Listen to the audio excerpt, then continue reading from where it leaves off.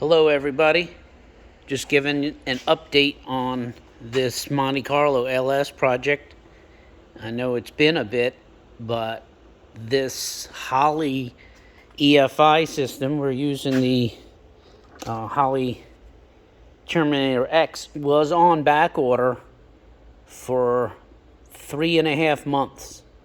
So it just arrived last week, and we're putting some of that together. Just some surprises from this harness that wanted to originally put the ECM in the passenger compartment, but the design of it really doesn't allow for that, because you see these ends.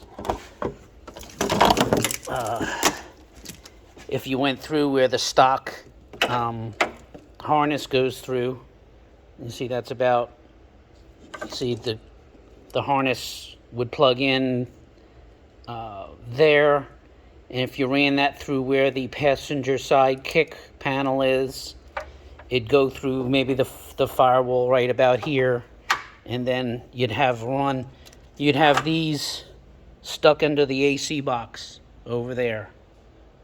And so there's one of those on everything. So this harness is for the trans. So you'd have all these, and I don't want to cut up a new harness. So you'd have all of these, stuck under the AC box, or you'd have to pull all this harness in, but then you'd be short. So after looking at it and consulting with, my partner, we decided we're going to put this underneath. Just some heads up, if you get this system, this is the drive-by wire that is not included. You do have to buy it as a specific drive-by wire system, but you need to buy the harness separately, which is an extra $200. See, we got this AC bracket set up, and we're kind of cheating here because a lot of the AC setups want you to buy a bracket and then change over to keep costs down. We're just going with this bracket and then using an adjuster.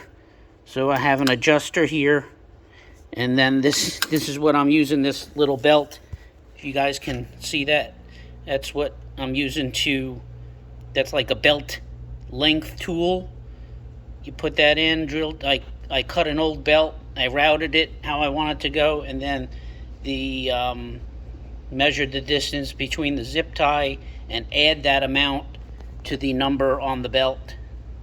Dayco has a good website where you can enter the length of the belt, and it'll give you a part number. So it's in inches. It's a really good, the number of ribs. It's Dayco.com. So that's coming about. I got the right belt on the way. So there's the power steering pump setup. That's out of a BMW. That's really nice because it doesn't use the full-size truck, because this engine is out of the Envoy Trailblazer platform. So it has a different steering pump. So it doesn't have the bigger pulley, and it doesn't have the big reservoir, that big ugly reservoir down there. So we do this remote reservoir, and that pump is off of an Impala. I believe it's the rear wheel drive, like police Caprice Impala type thing. So you could look that up on Rock Auto. It gives them, in my opinion, just a little cleaner design. So that's what we got going, and I'll just we'll go outside real quick, and I'll show you what we got coming down. Got another project that we're about to start. Okay, this is an 81 step side that I picked up. Pretty nice truck. Looks like it was done in maybe the 90s or the early 2000s, so the paint's pretty nice, but it had a little underhood fire, and so that's not too horrible. But that's a perfect recipe and reason to get rid of that small block and put in an LS. So we'll go back inside and I'll show you which one we got. All right, with that 81 step side, I got a couple of options. I have a iron block 6 liter. That's an 08, and then it has a 4L80E right here that's been all freshened up, new stuff inside.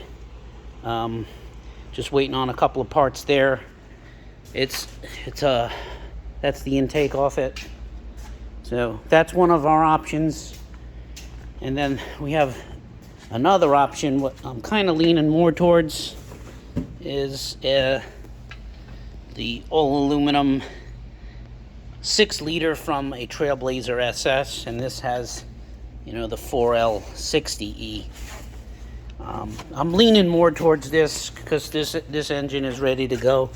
It's a low mile that was pulled out of a wreck. So, all right, stay tuned, everybody. If you have any questions or comments, put them down below. You can contact me. We can build your dream here too, as long as you're not in a hurry, because we do things handcrafted and we like to do it the right way. But all right, take care, everybody.